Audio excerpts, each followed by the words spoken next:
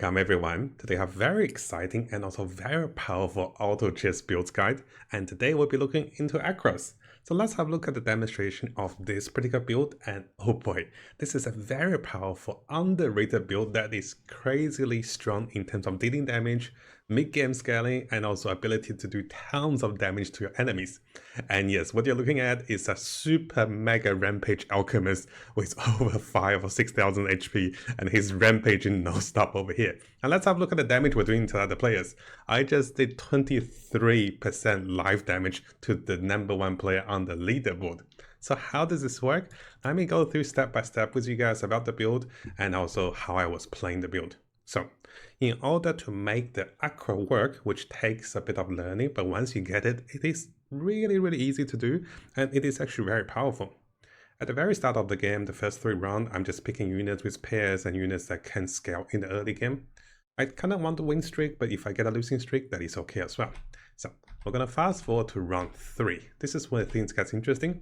So, for round 3, what I like to do is, I like to put down enough units so I win the board, but also have at least 4 gold over here. This is important because after the round finishes, I will end the round either with 10 gold or end the round with 0 gold. 10 gold gives me 1 interest, while 0 gold gives me more potential to scale. Now, very important factor to decide whether you want to play the Alchemist Aqir build is finding the spider legs. So here I rolled again because I don't really fancy those tier 2 items. Tier 2 items decide a build. A lot of my build and also gameplay is decided by the tier 2 item that synergize with my build, which I'll explain. I ran it into spider legs, and at this moment I instantly sold all my units to 10 gold because I know I want to economy and also mega saving up for my mid to late game. It's important to have a lot of gold for this build, for any build. So usually you don't have to go for a win streak, you can go for a losing streak. So, it's a good opportunity because we talked about this build in the previous video, but I didn't get to explain to you guys. So what I'm trying to do is, in the early games, on the first round for round 4, I can try to win. But if I don't win, I'll sell enough units for the losing streak. In order to play the Alchemist build, we're looking for Blink Dagger and also Boots. We're looking for Tranquility Boots because this will help us to have better ways of mobility with Alchemist, and it's also a bit of life regen. Unfortunately, I couldn't find the boots in the 2 rows, so that's okay. We got the Blink Dagger, we got the spider legs, and that is what enabled us to play the build. I'm gonna fast forward a little bit. You can see that I won the first round, but I later sold all my units because I know I'm not gonna win the next 3 rounds. I decided to start a losing streak. I am only keeping ogres and also priests at this moment, and for the Aqir units, they will come much later. Because it's tier 3 and also tier 4 together with Alchemist, I can then look into banning units and also finding particular items that I wanted. For the tier 1 item, I'm looking for Blink Dagger and also Tranquil Boots. For the tier 2 item, you just need 1 spider leg. After that, Vanguard is not bad, Maelstrom is also really good. For tier 3, you're looking for anything that helps out Alchemist tank up. If enemy is doing a lot of physical damage, Crimson Guard is not bad. If enemy is doing magical damage, you might want to look for a tier 1 item that gives you more magic resistance, because you have so much HP. For tier 4 item, there's Battle Fury, there's also Radiance that can work. So, briefly run through the items. Now what you're going to see is, I'm actually selling all my units to 29 gold. Remember, at the end of the round, if I lose, I also get more gold. This demonstration really shows you that, like what I said in the previous video, any build can become super strong if you economy up really a lot. And yes, we're playing a really high rank game. I'm currently rank 1 on this replay. I have gotten to rank 7 on this account using similar build that I showed to you guys. I was playing the Praise, I was playing the Alchemist, anything that's fun with Shamans, anything that's not bizarre and also interesting, I'll share with you guys in the future. So, one thing to notice, if you press F3, you can open up your tab of scoreboard. You can see the comparison of players, what units they're using, what synergies they're using, and what are the talents. You can see most of the player wants to win. So it's easier to lose than win, and you can get a losing streak. You can also see how much gold we have acquired. The top players have acquired 28 gold, 30 gold, and here the losing streak player have acquired 30 gold. This will dramatically determine how strong we are in the later stage of the game, which is what I was trying to teach you guys. Now around this time, buying IO is only good if you have enough economy and you can't make to the next interest level. If I'm buying IO and losing out interest every round, that's not worth it. And a little trick I like to do is to put down bounty hunters, because if they kill a minion, they can give you 1 additional gold. But it's very hard for bounty to kill anything. But luckily here I gotta show you guys. See, I put down 1 bounty, kill the Crystal Maiden, the first kill bounty gets will give you 1 gold. A 2-star bounty will give you 3 gold. A 3-star bounty will give you 5 gold. And that's how hunters get a lot of gold, because they use bounty hunters. So at level 8, I didn't find any praise, which is unfortunate, but it happens. When you're playing losing streak, if you don't find the praise, you have to be less greedy. If you find the praise, you can be very greedy, because praise give you a lot of bonus life and also effective life. So we have managed to get to 40 gold, and now I'm just going to level up as quickly as I can while maintaining my 40 gold. I'm also picking some range units for round 10, because you get stormed with a random chance, unluckily if you use melee units. So having a few of the range units, having 5 of those or just 1 tank is enough. And you can see I just put down some bunch of random units that is not even any synergy. That still clears the golems. And clearing the golems, what we're looking for is you can check the availability of the relics.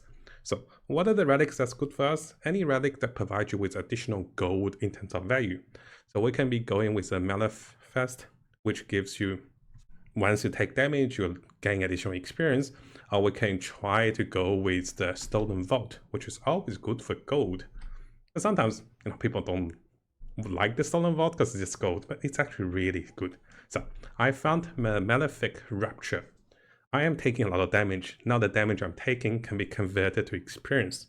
For this particular build, you want to start rolling at least level 7 after banning the humans or the savages to give you the highest chance of getting your Aqir and also Alchemist. And if you can get to level 8, it's even better. At this moment, I'm picking up some priest whenever I can, and Panda can give me a better chance of finding something, and finally I found the priest. It took a few rolls, and you might be wondering why am I rolling at level 6 when I said to roll level 7 plus. I am playing a very high ranked rook game. I've tried to be ultra greedy and not roll for the priest after level 10. What happens is I lose too much health too quickly and I don't survive long enough. I have been ultra greedy, but now I want to protect my life after level 10 and also recuperate some of my life because I'm still doing losing streak. And don't forget the reroll for your items, of course. And yes, I found the Tranquil Boots, and those are the holy 3 trinity for the early game for the Aqir build. The spider leg is a must-have. You can't play the build without spider legs. Using the wizards doesn't work. And the boots and also the blink dagger will help your alchemist a long way. Now I am speaking a little faster because I don't want to make the video too long. Unfortunately, I was very greedy with the panda, and this meant that I am actually losing my losing streak. The panda can give you a chance of getting additional units, and with the later patches, it went from 10% to 12% of a bonus unit. It's good, but it lost me in my losing streak, which is pretty a lot of gold. I was getting 2 gold every round for the losing streak. So I'm looking around to see what people have and also just checking what's happening. And look at this. This is a 6 warrior. That's gonna do like 10 plus damage to me. How much did it do to me? So this did 10 damage.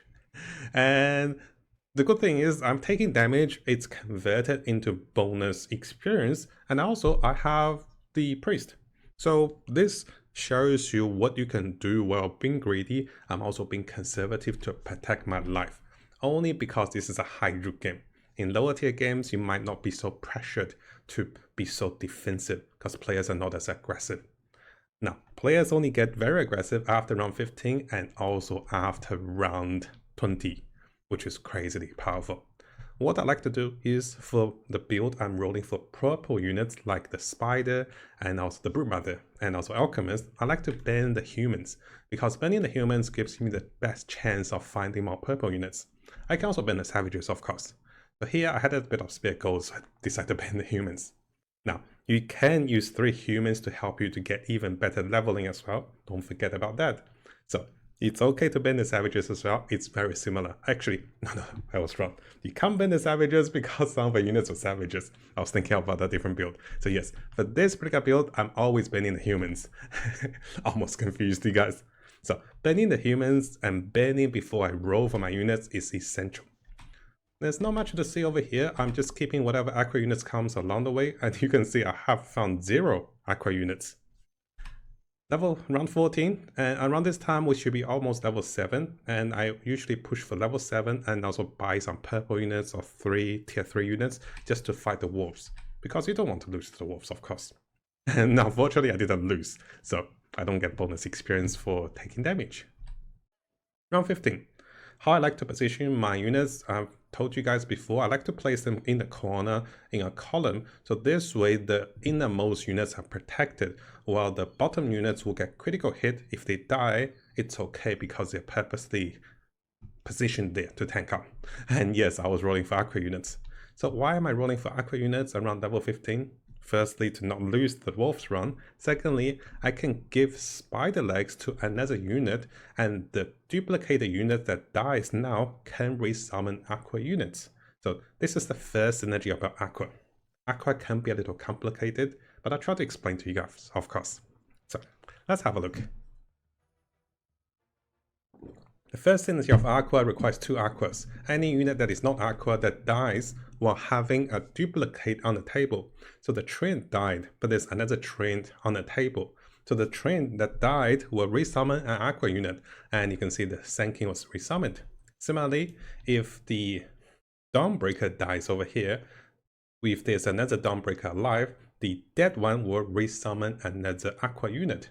But now, keep in mind, if both Dawnbreaker die at the same time, there's no unit of the same name, they would not summon. So you need to keep one alive. This is quite important, and this gets into even more complex things. Even I'm still testing things out. It gets even more complicated with 4 aquas, but that's okay. I'll explain as we go.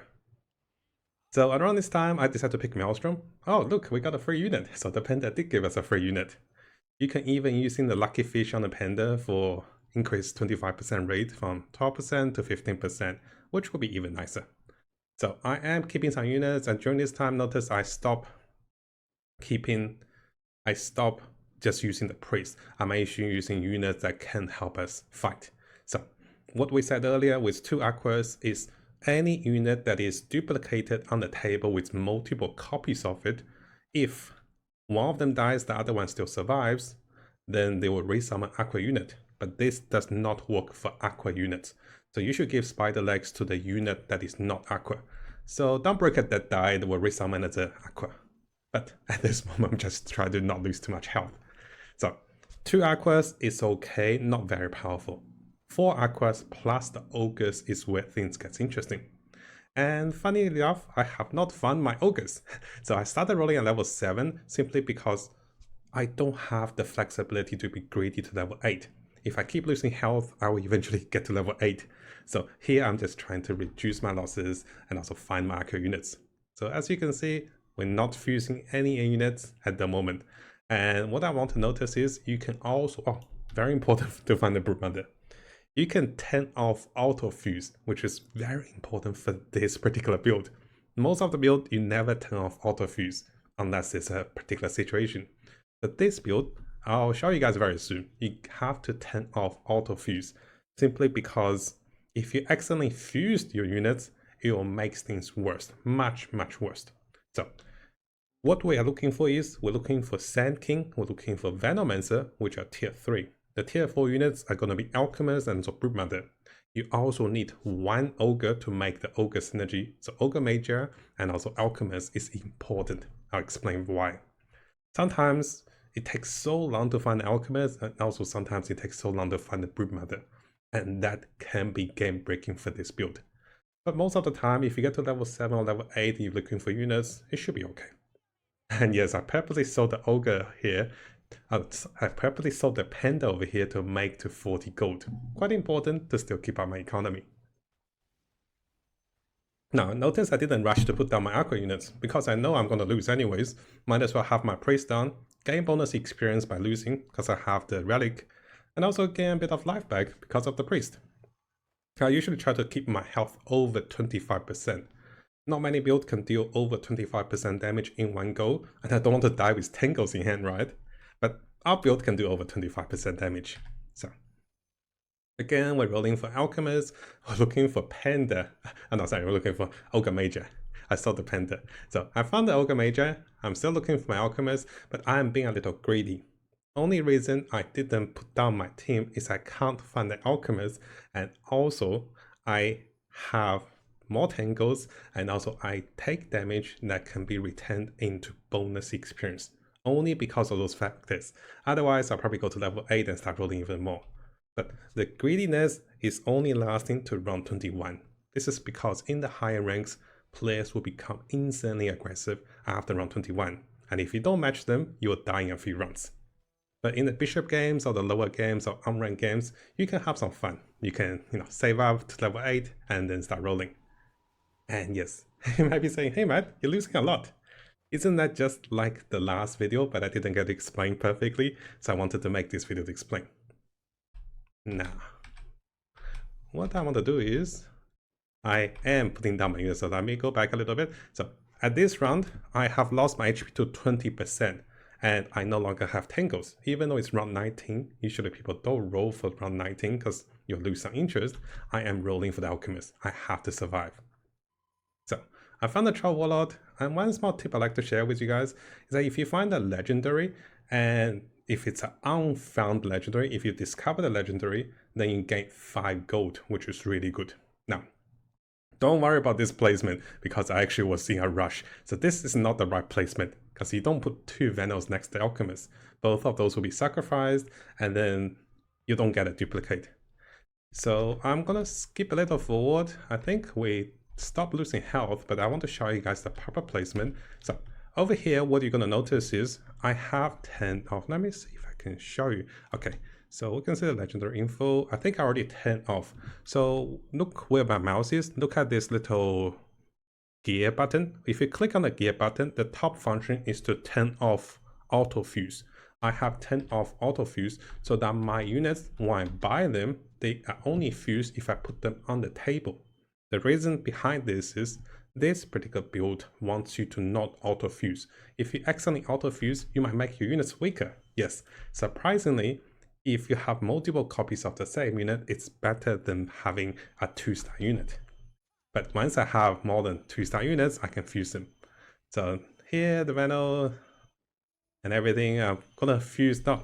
Now the second thing is, notice over here, we have the units down, and I have IO I want to use with Alchemist. But if I throw the IO down over here, what's gonna happen is, it's gonna have a chance of fusing the Spider or have a chance of fusing the Venomancer. So I took the other copy of the units back and then I fused the Alchemist. And notice it's not auto-fusing because I turned the auto-fuse off.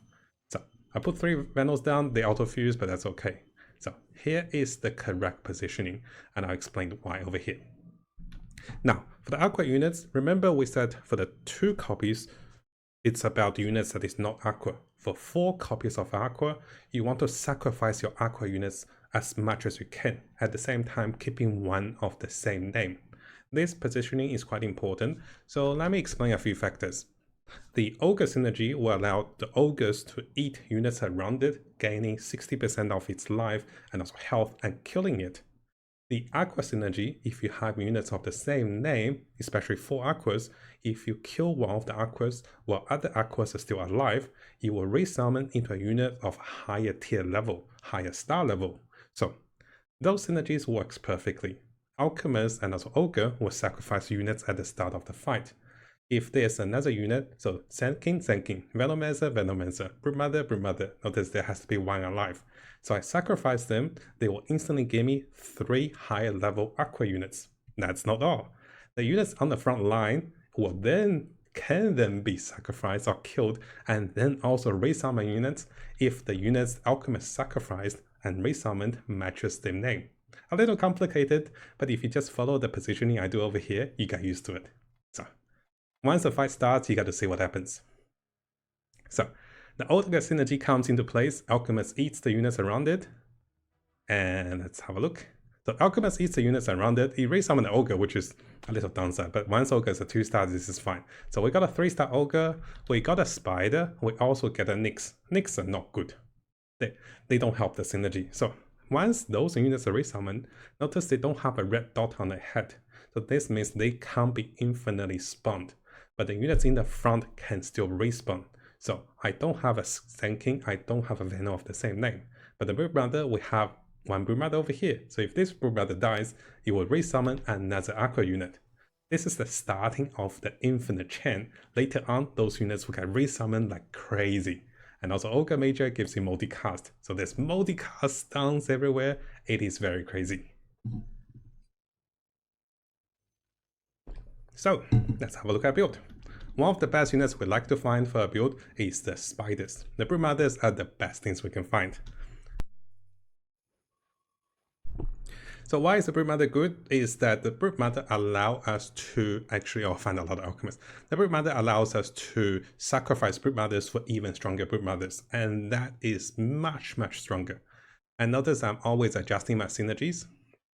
There's actually multiple Venoms, I just realized. So one thing to do with Venom, what I like to do is notice I'm sacrificing the Broodmothers, while if I have a 2-star Venom, I like to put that in the front. Why is that? Is that because when Venomous take damage, they will summon a ward, and that ward will reduce enemies' attack speed. If Ogre Major casts on a Sand King, he will stun twice. If he casts on a Venom, he will summon 2 wards. So I'd rather Venom die in a way that summons a unit instead of getting sacrificed by the Alchemist. The units I sacrifice with Alchemist are going to be Sand Kings for the good stats, and also Broodmother for the more units.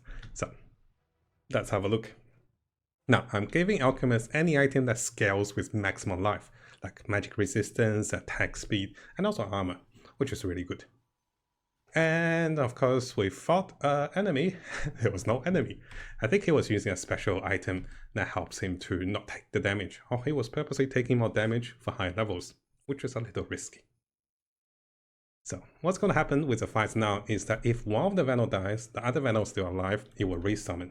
And this is when my build stabilizes. After round 21, this build becomes very solid, but once I get to level 9, it's even better. So we have 2 Venom on the board, we have double 3-star Sand King, and this Sand King. So if this Sand King dies, it will resummon. If any of the Venom dies, there's one more alive, it will resummon. Let's have a look. This Venom died, it will resummon into a Nyx. Pretty good, right?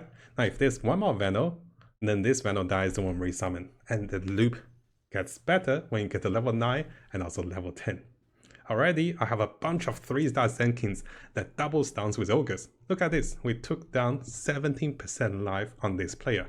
So this build becomes insanely broken. Now, one of the good things about this build is you're not really rushing for 3-star units, and I am contesting with a player that is doing almost the same thing as me. So notice that he's also playing Aqir units, taking Venomances, Spiders, Sand Kings. Even though he was contesting with me, this build is still pretty solid. Not many builds can do this, because most of the build you want 3 stars, right?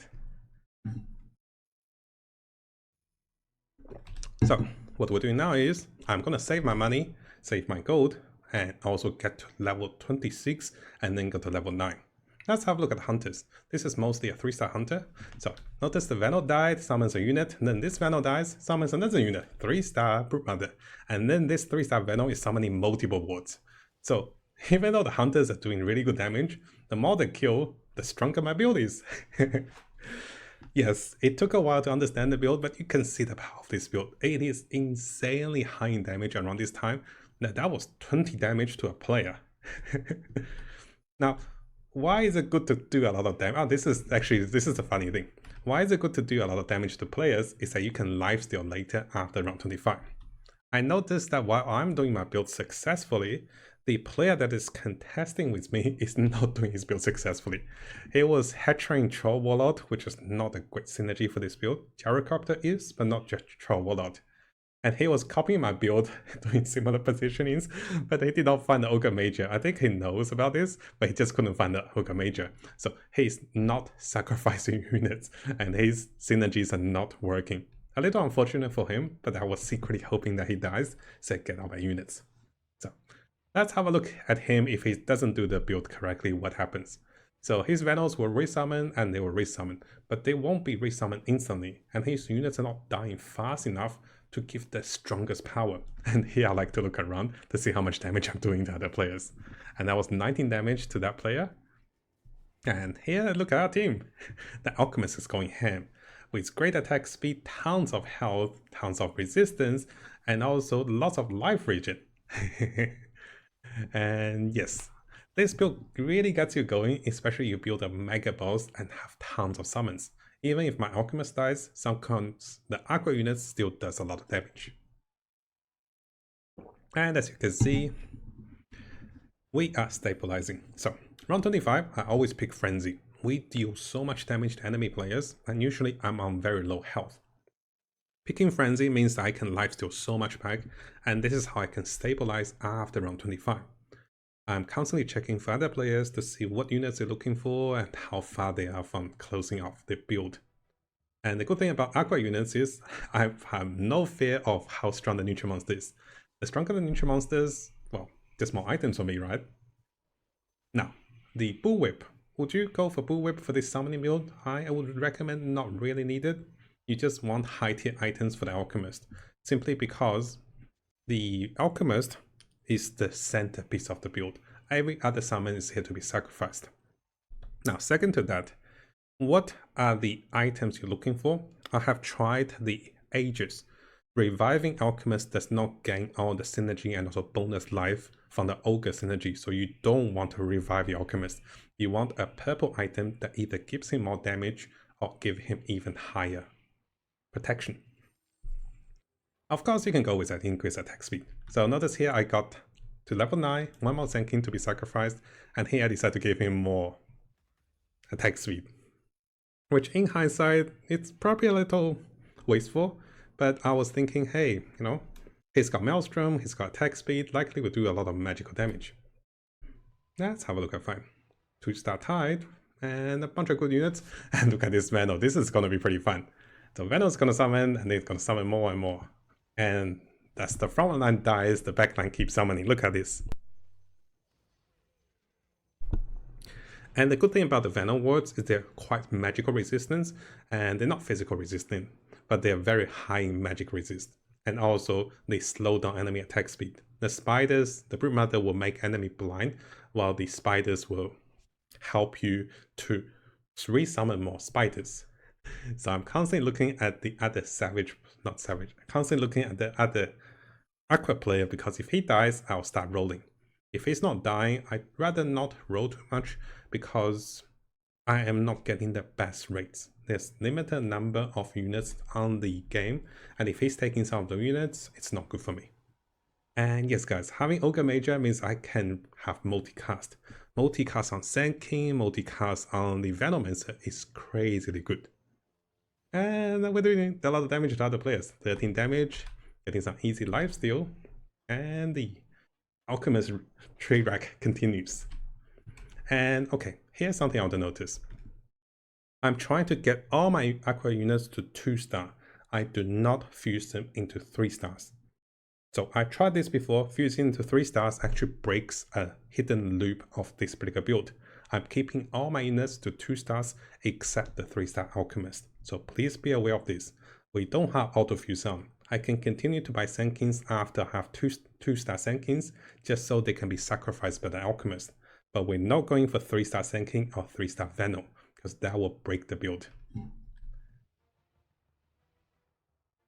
So coming back to the fights, I love warriors because they have slow attack, they don't have much burst, and they allow us to summon, and then they also line up perfectly for my Senki. Did you see that? That was like how many? That was an 8-man stun. I love to see that. I used to watch Dota WTF. It's like lovely stuns, right? So this Senki just performed the 8-man stun. And then guess what happens? It's perfectly lined up for future stuns, and then the Zen King is stunning him left and right. So I love warriors when I'm playing this build, because my units make them blind, make them slow, and this is a very strong unit though. Here he's got a tier 5 item, so he's very durable. But my units are good, my units are very good. Even when Alchemist died, it still does enough. And of course, I always like to check when players are losing to this build because it's so satisfying. I believe the Aqir player died. Yes, I don't think he found. Oh no, he's still alive. He decided to not use Alchemist. So no, say he decided to not. Did yeah, he decided to not use Alchemist. I don't think he found the Ogre Major, but he did find the Nyx. This is not great. If you have spider legs, you save a spot from Nyx, and you want to save every spot. So I only play this build when I have the spider legs, and just one is needed. And this is when the build gets interesting. Units dies, units get resummoned. The more units dies, the more units gets resummoned. The more he kills, the more units comes back. Look at this Venom, he's building a fortress next to him. Even when a Venom dies, it's already a bunch of Venom wards. And pretty satisfying, right? So this is pretty much how you stabilize the build. If you can get to this stage of the build, you're pretty much top 3. And that's what happens when I showed you guys in last video. In the last video, I explained more in terms of economizing, and I was playing this build because it's so easy to play. I can explain and play at the same time. Unfortunately, Alchemist dies super fast, but surprisingly guys, this build doesn't need the carry Alchemist. Look at the Senkin stance. Alchemist is a bonus and also great damage, and here I'm looking for purple items. Purple items give us the best scaling. If I go for tier 5 legendary items, it's not the best scaling. And Radiance is great. One reason for Radiance is I'm doing a lot of physical damage. Most of my team deals physical damage except Senkin. Alchemist either gets Battle Fury or Radiance to ensure you can do enough damage. Radiance means everything burns around you while you have so much defensive capacities. And in terms of, Battle Fury, you have so much attack speed, you can do a lot more damage. Now, in terms of picking the relics, none of those relics really helps me. I can pick the level up ones. Oh yes, I did go to level 10 to sacrifice one more unit. So I can pick the Certainty. Certainty will give us a relic, but it's too long. And I'm just thinking about it. And look at the units that's around Alchemist. They all get sacrificed and then they get resummoned, which is very powerful. And there's so much stun on this build. So I got 3-star Venom, 2-star Broodmother, 3-star Senkin, and another Broodmother. So the Venom in the front gets resummoned into 3 stars. Look at that. 3 stars or tier 2s. It's like, it's crazy.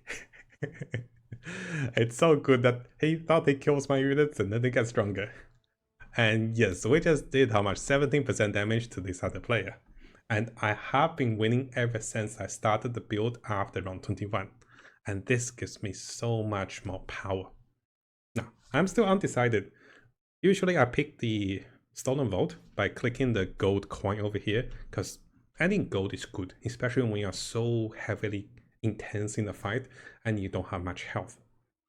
But for my case, I know I'm really strong. I'm so strong to the point I can be even more greedy. So yeah, you don't have to decide your relic right away. Sometimes you want to decide the situation. Sometimes if you're about to lose, you can pick the relic. So let's have a look. What I'm doing now is I'm looking for 3-star Alchemist. I have gotten to level 10. Level 11 will give me even better rates, but it's better that I find a 3-star Alchemist and also 2-star Broodmother. And I'm constantly upgrading the units I'm fusing to make them even stronger. Sometimes you would have both of the Senkins for stuns, but I like to have stronger units right away. So this is a personal choice. I'm also giving spare items to the Senkin. So the Senkins get stun, the Senkin gets sacrificed into Broodmothers might not be the best thing. You can use 2-star Senkins just for the stun. And of course, against the Warriors, Alchemist with Radiance is very good. Because they have so much armor, right? I've tried to use the Assault Cuirass, it's good, but it's a little situational. But Radiance and also Battlefield is just great overall. But sometimes I'm getting stun locked like this, and I can't do damage. But that's okay, because Radiance deals enough damage for me and kills enemy players. So this helps me with my economy, and I decided to not keep the Tide. The Queen of Pain is nice for the late game stuns as well, of course. So over here, I'm just rechecking to see what legendaries we can pick. Nothing too special. I decided to save out my economy after round 35. I'll start rolling for the final Alchemist. This is interesting and important to notice. If you have the affordability, you want to wait for 35 to start rolling, because you either can go to level 11 by unlocking your maximum level, or you can pick the more IO. Finding more IO is essential to find 3-star units in the late game, and this only comes after 35. So if you can survive to level 35 and then start rolling for IO, this is the best way to win the late game. But if you're about to die, then don't wait, because you don't want to die with gold, right? One of the power point about this build is there's so much stun. And this is when Radiance actually came in handy. Look at this Alchemist. He's like one-man boss. 4000 HP Alchemist. He's like 2-star Queen of anything. He's chop, chop, chop, chop, chop. And the boots and the blink deck is essential. I almost never change those two items because you need the mobility more than anything else. You don't want the Alchemist to be bugged, to be stunned. And here, round 34, I'm still rolling down to 40 gold, or even at 45 gold. I'm waiting for round 35 to be rolling. Let's have a look at the fights. Actually, I rolled a little bit more. I was going to sell the Titan and Crown thing. Again, we're fighting the Warriors, and Warriors are the best friends of this build. You might think, hey, they have so much armor, but look at that stun. I'm literally taking them for a roller coaster ride, while the Alchemist is going hand behind them. The downside of a warrior is they have reflection. So we'll be taking damage reflected because of 9 warriors. So Alchemist does want some lifesteal if you can find it, but it's not essential. Yes, it's really fun to see Alchemist going to work, and that blink was perfect. So round 35. And here, round 35, I purposely did not pick the IO because I'm very close to finding my 3-star Alchemist, and now I'm already level 10. But on the other hand, if you don't have much gold, picking IOs over here might be better to get 3 stars. Keep that in mind, or getting 2-star legendaries. So I went for a higher maximum level because I know I can scale to level 11. And this does not help me right away, so this is the downside. This is a late game scaling, and I'm playing for to be top 1 player in the game. And of course, this is round 35, nothing too special. I'm gonna chop down the dragon. Picking items, so I decided to pick the Maelstrom because for purple items, I want to scale with how much HP my alchemists have. And Maelstrom, oh no, so no Maelstrom. I decided to pick the Mantis though because I want to scale with how much HP my alchemist has. And of course, redoing the items and getting everything right. Must have boots, must have blink dagger. Radiance is great for damage. And here, I am preferring for more defensive items over offensive items.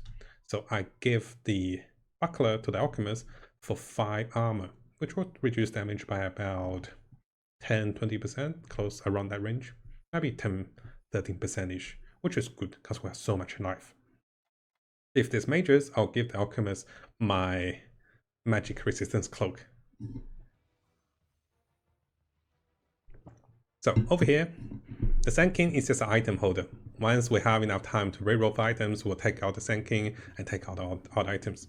This is actually quite scary. So the hunters went to 9 hunters. I'll share with you guys a 9 hunter build very soon, but you can see the power of the hunters. They're literally pushing us back. The only way I'm doing damage is by coming with radiance and just getting close and burning them to death. Hunters don't have much health, but hunters have great damage. If you can stun them or get close to them, this is how you can win the fights. The other players are not too much of a concern. Actually, this is a 3-star Ember Spirit. Look at that. But he can't beat the Warriors, right? So every player will have a very solid build after 35. For me, I am... Oh, we're not fusing the Zenking, by the way. We definitely do not want to fuse the Zenking. I am just over flooding my board so I can try to find my Alchemist. And that will be the best thing. An Alchemist. Perfect. So now we're not fusing 3-star Zenkins, not fusing 3-star Venos. We're going to use them to level up to sacrifice even more units if needed. But the build is pretty much ready. Having 2-star Broodmothers, having a bunch of 2-stars is all we needed. And if I get a chance, I can put the 2-star Zenkins to the front so it can stun before it dies. Right now, Alchemist is gaining a lot more scaling because he's sacrificing stronger units. Bunch of Zenkins. The Radiance Alchemists are really good as well with illusions. Just like in normal Dota game, Radiance Alchemist deals pretty nice damage. This is a 3-star Ember Spirit. Look at him go. And he's gone. And of course, we come over here to the number 1 player. This is one did 23% damage, and look at those summons. So the next goal is to find units that can synergize well with my units. I can find units like the Warlock, which summons a lot of golems, or I can find units like, something that stuns enemies like Tidehunter, Queen of Pain, or Disruptor that can control enemies. In the Ultra late game, you want more controls. Or I can find Stealth Assassin that can give a Silence Cloud. Warriors, not too scared of Warriors, but he is getting stronger. You saw that he got a better item for the Doom, and that Doom is getting scary. I think this is a 3-star Doom. But the choo-choo train continues. Now, thankfully, we have a Radiance, because without Radiance, I can't do much damage to Doom. And you can see Alchemist's damage, half of that or most of that is coming from the Radiance. So I believe we killed the 3-star Ember player. We're left with the 9 Hunters and also with the 9 Warriors. Now, around this time, my goal is to get to level 11. Nothing too major. Once I get to level 11, I can put down the Warlock. I could sacrifice one more Aqir, but it's not really needed. So, around this time, we just want to see what's happening. So, one thing I do want to share with you guys, you might not have seen on the screen, earlier on the screen, Greg over here, the Hunter player 9 Hunters, found a 3-star Medusa. I was like, how bad can that be? So let's have a look at the fight. What happens when our 3-star Alchemist faces a 3-star Medusa with Assault Cuirass and also Havoc Hammer. Yes, it stoned my Alchemist, it destroyed my team, and this is my first loss since 17 rounds. And I was like, how did he beat me? Now I saw the items. This is crazy. He's got Assault Cuirass and also Havoc Hammer. And also Princess Blade and, also the bottle for early casting. It's scary. I can beat the Warrior close enough, but I can't beat the Medusa, or can I? So I just lost to a player and now I'm worried because, if I lose him to once, likely I'll lose to him again, right? So around this time, I want to introduce one of the units that is very powerful for this build, and yes, that is the Arc Warden. Not very often you find Arc Wardens in the actual, game because it's a random legendary, but every other units I'm using are always in the game because they're all purple and also, lower tier units. Arc Warden here, because I have so many duplicates, the Arc Warden synergy not only allows me to use items twice, but also duplicates the units that are the same. So I'll get 2 Venomancer, 2 Spiders, and also 2 Sand King into 3.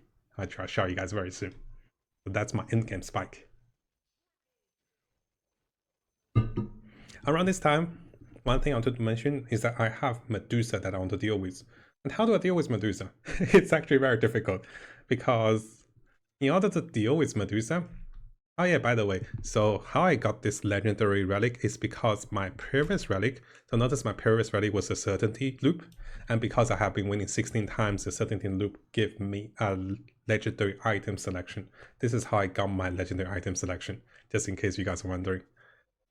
So, I need legendary items, and perfectly enough, we have a legendary item. So, over here, I usually don't pick Divine Rapier because Alchemist is not here for single target damage. Usually I want to be defensive with a Mirror Shield, very good, but he's doing pure damage. Remember, he's doing pure damage. So the Medusa's damage is now pure damage, and the physical block is not going to help us. So Hex is always the way to go. I'm not here for the bonus magical damage, but I'm here for the instant Hex. Very, very important. So, yeah, of course, that takes some time to think about it. I'm going to put the Hex on the Arc Warden so that he can use items twice with his duplicates. And yes, I can get one more legendary because the first one was coming from the relic. This is also quite interesting. The Ogre Hood will allow me to reduce one unit. I can take out the Ogre Magi, but I don't want my Alchemist to die. I need my 3-star Alchemist to do damage. So instead of getting one more spot, which right now is not a game changer, I can put this on any of the other units. I decide to go with, as you guys guessed, Iron Disc. Now for the Iron Disc, the 3.5 second invulnerability is essential because this will allow me to keep my alchemist alive. And you saw how crazy the Medusa was. So if I can keep my alchemist alive, sometimes it's a little harder to put items on units, which is annoying. You gotta put them at the circle. Sometimes the unit body is too big. So make sure I got items on, and I don't need armor anymore because they do pure damage, right? So this happens, we found the warrior, and we can see that we're fighting the hunter. So if I can be the warrior, I can be the hunter, then I should be fine. By the looks of it, oh, let me show you guys over here. So with Arc Warden, with his little cobalt synergy, so each of the unit that is duplicated will summon another duplicate. So there's one more Venom summon, one more Senkin summon, a bunch of units gets more summoned. This crazy amount of duplication. It's very broken. And yes, the Warriors is not very a big match for us. And of course, we took down the Hunter. Guess what happened? So how we beat the Hunter is because the Hex will focus on the target with the highest level. And the Medusa was hexed, so she can't use her Havoc Hammer, she can't use her Stone Gaze, and that's how we defeated the Medusa. And, you know, funny enough, the player that I defeated also was in shock. I think he also mentioned over here, he's like, oh my gosh, you're so lucky. I'm trying to give my Arc Warden some good synergies, we can't find anything good. So our build is not really that much about synergies. We already have all the synergies we wanted. So level 11, I'm waiting to go to level 12 now. And, you know, higher levels, even stronger. So we're pretty much mega kept. He was not happy. He's like, you hexed me. But I was like, yeah, like I picked that item just for you, right? Yeah, just for the Medusa. I picked the hex on the Arc Warden just for the Medusa. And of course, you know, it will pick the strongest unit to hex. The units with the highest level usually is the strongest. So here, this Tide Hunter, there's, you know, this Doom. The Doom instantly gets hexed, which is very important.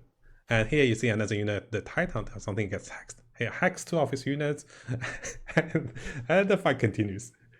Now, the only reason he can survive long enough is because it's a 3-star Doom with a lot of good items, and it's getting a little roller coaster ride. And I can't do much damage to him except the Radiance and also my burn damage, because he's so much physical resilient. So look at his build. He's got 45 armor, he's got physical block, more physical block, more physical block, tons of regen, battle fury, so he's designed to take me down. But he's not stun immune, he's also not debuff immune. So the Radiance burn, and also with the Spider slow and also misses, he can't hit me, he can't kill me. And finally, my Alchemist is unkillable for 3 seconds. And that is a build.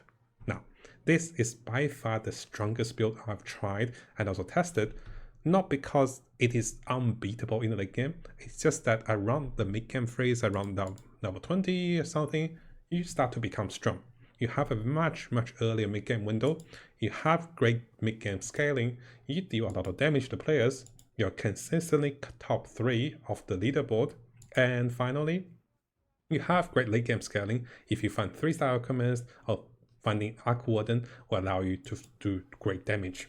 And finding right items will also make this build very entertaining and very satisfying. So let me know in the comments, guys. Very excited to share this build. Took me a while to test it out, learn the combos, and get it working. And yes, so around this time, you can sacrifice 1 less Senkin. But remember, the more units you sacrifice, the stronger the Alchemist gets. So what I do now is I'll give you guys a full replay of this build so you can go through everything that is not skipped. And you can see what I do at each stage of the game for this particular build.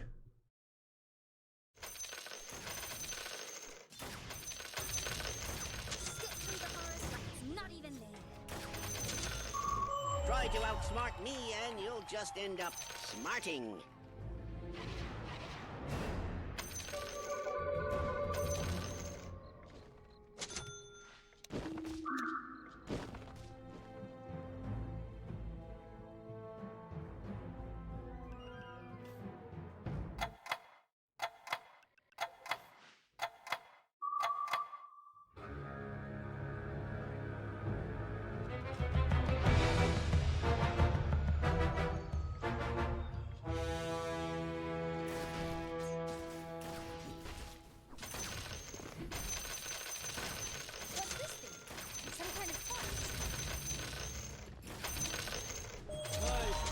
Spirit returns to flesh.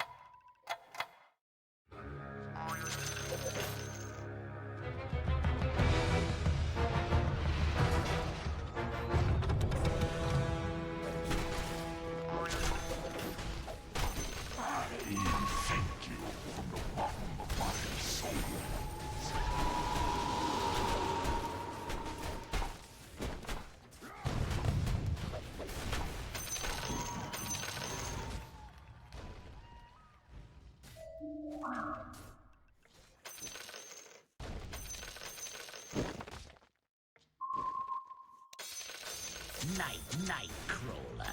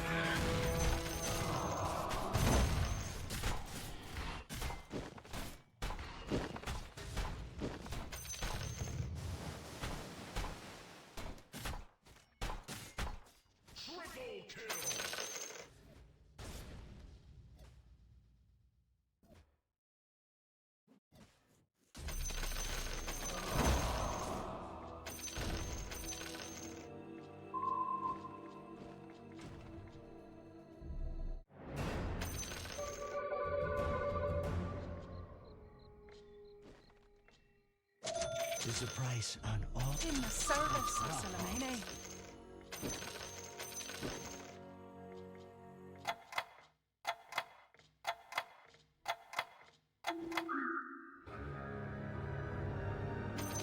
Thanks.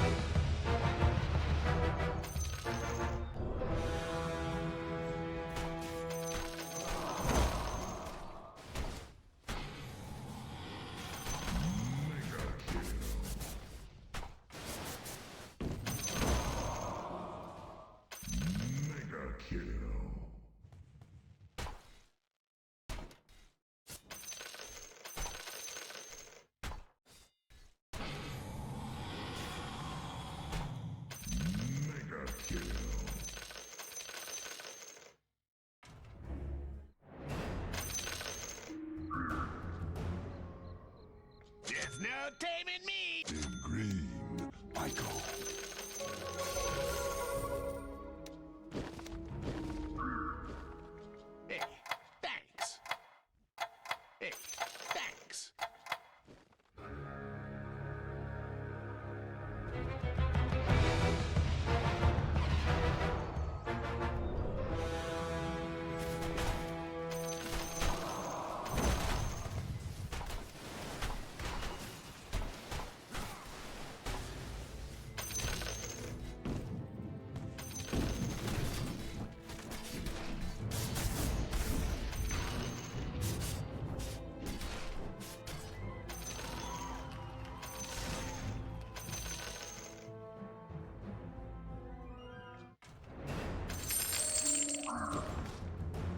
When you play with Lena, you tend to get burned.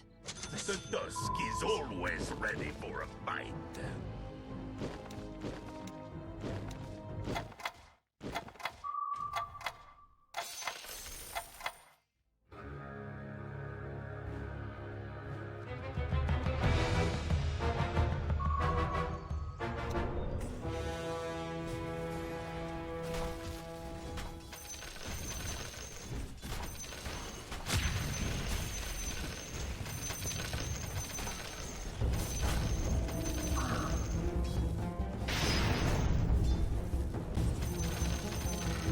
A blaze of glory.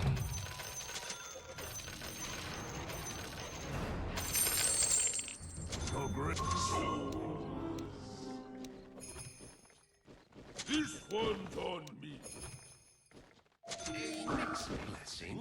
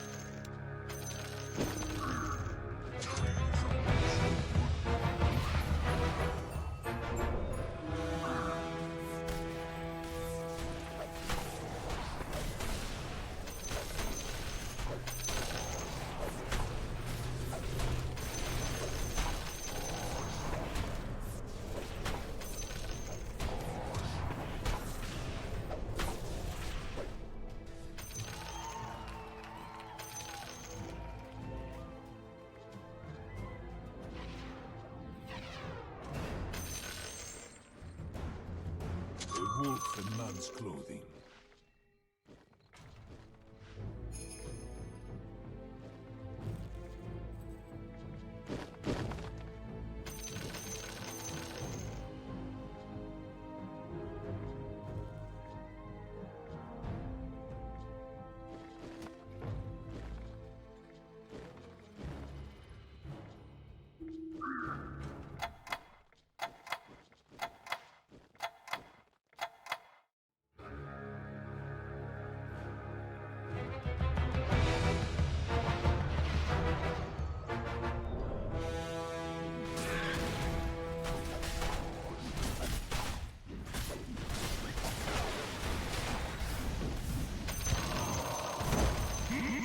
Monster kill!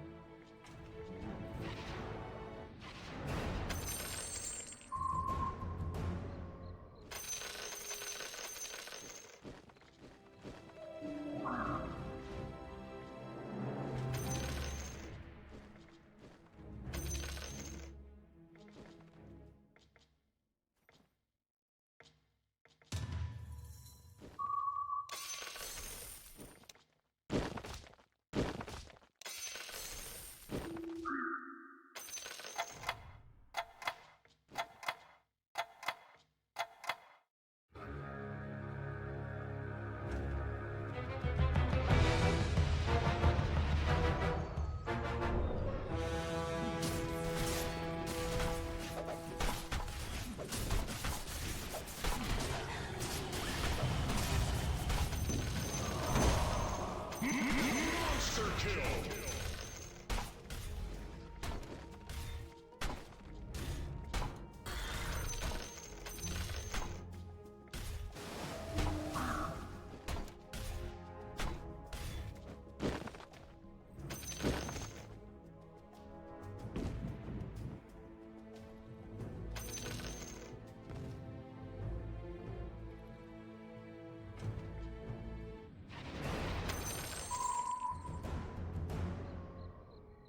I bring an end to magic.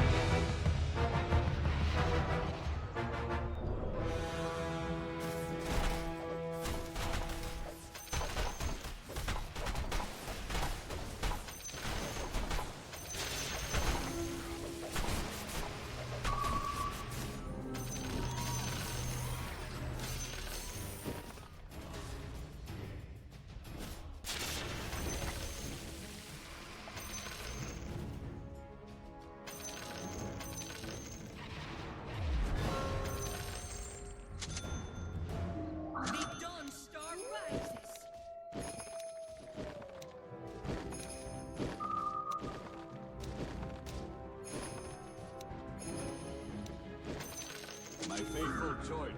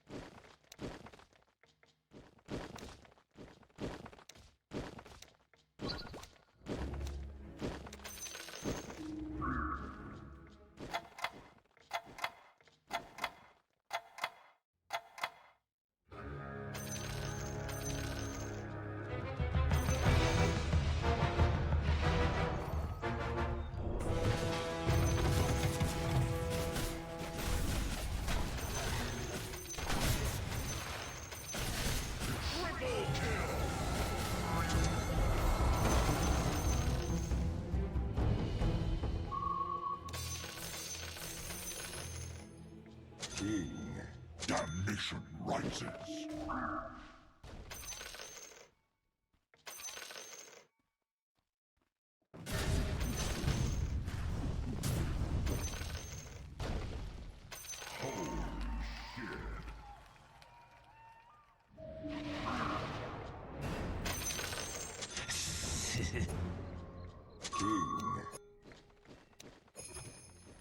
King. Mother of all This one's on me. Mother of all evil.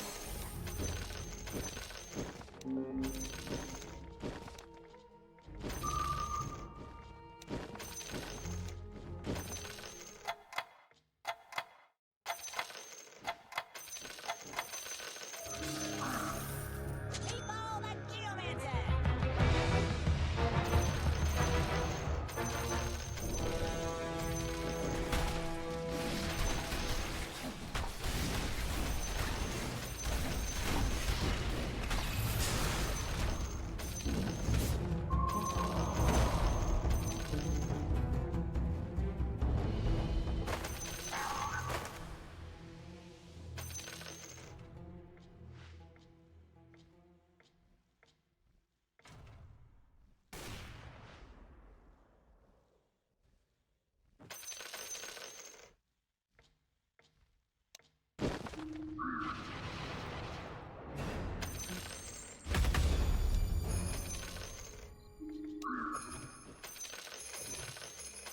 Guess we better. Yep.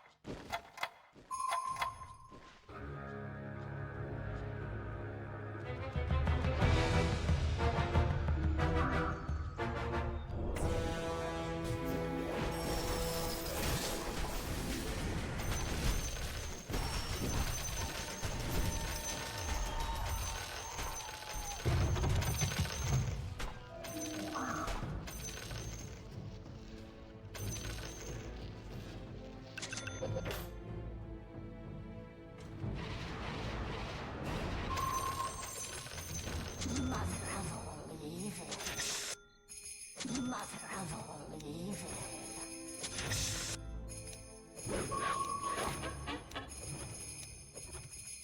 Mother of all evil.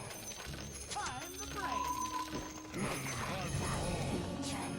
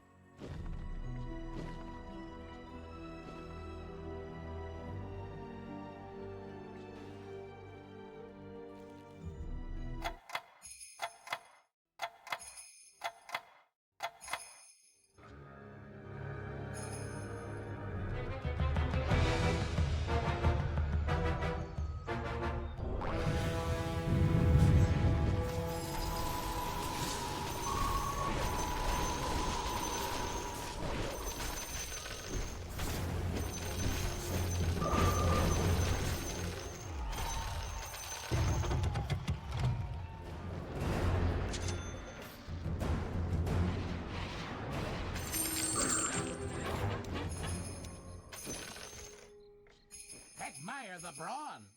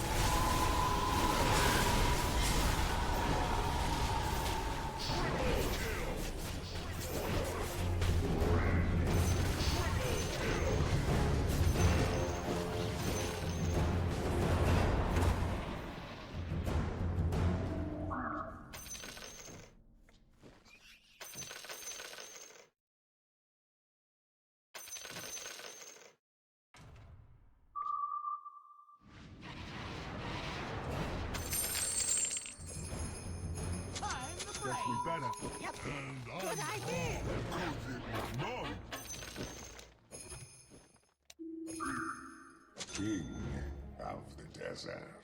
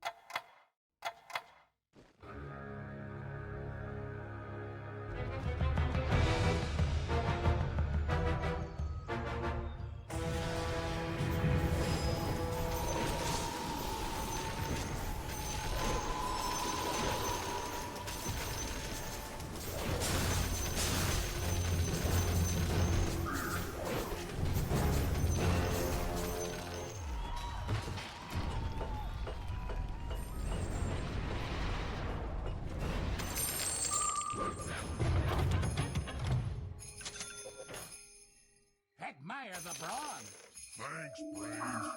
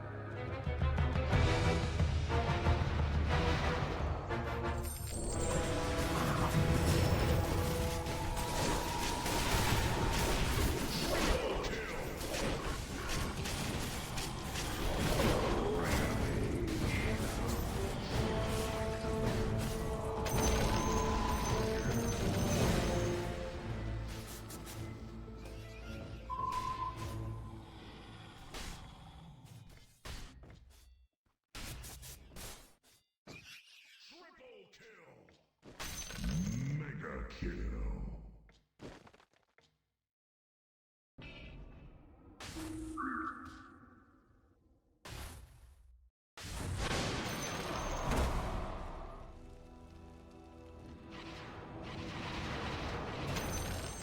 King of the desert.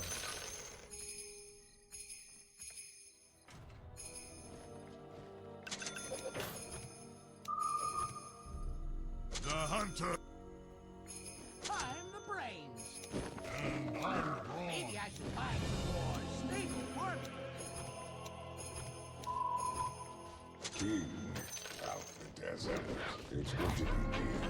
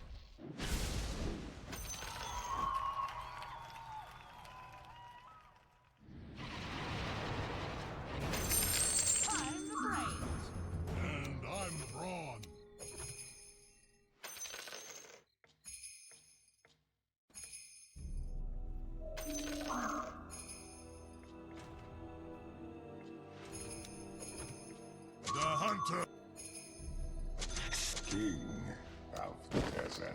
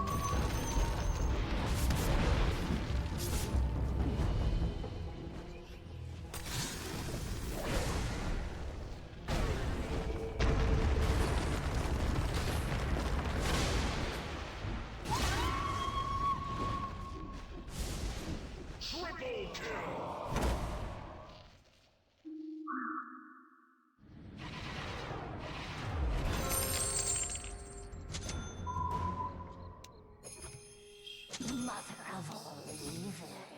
Dramatic entrance.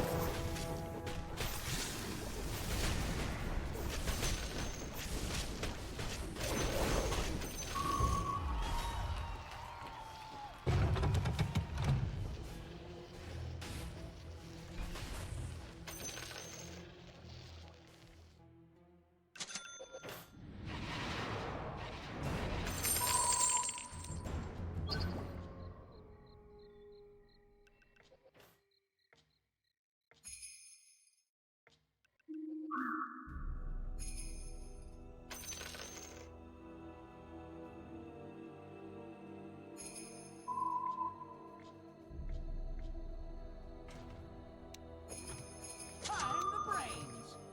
Your god, the brawn.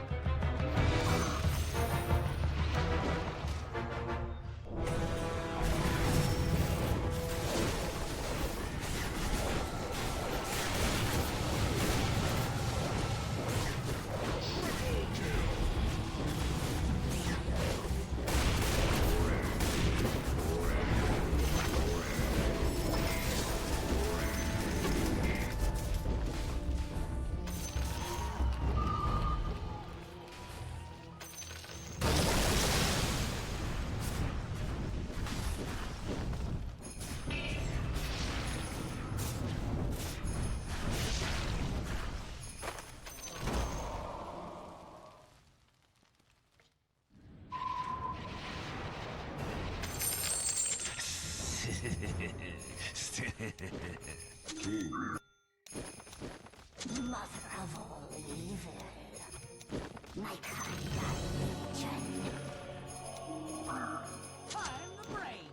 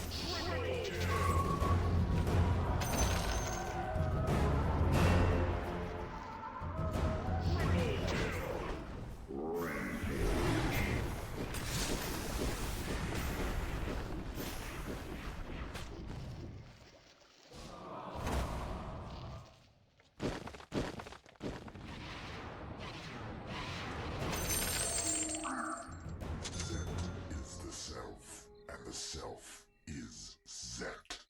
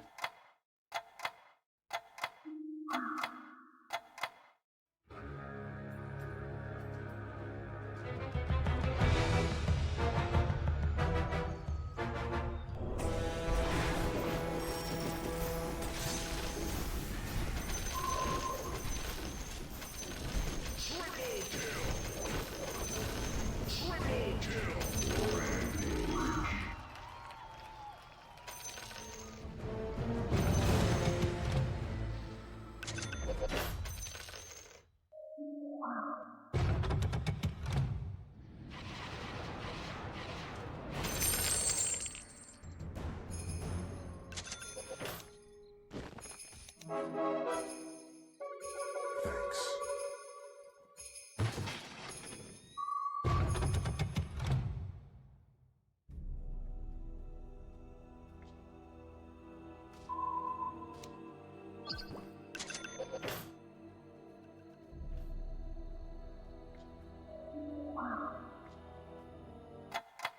Admire the brawn. Thanks, Brains.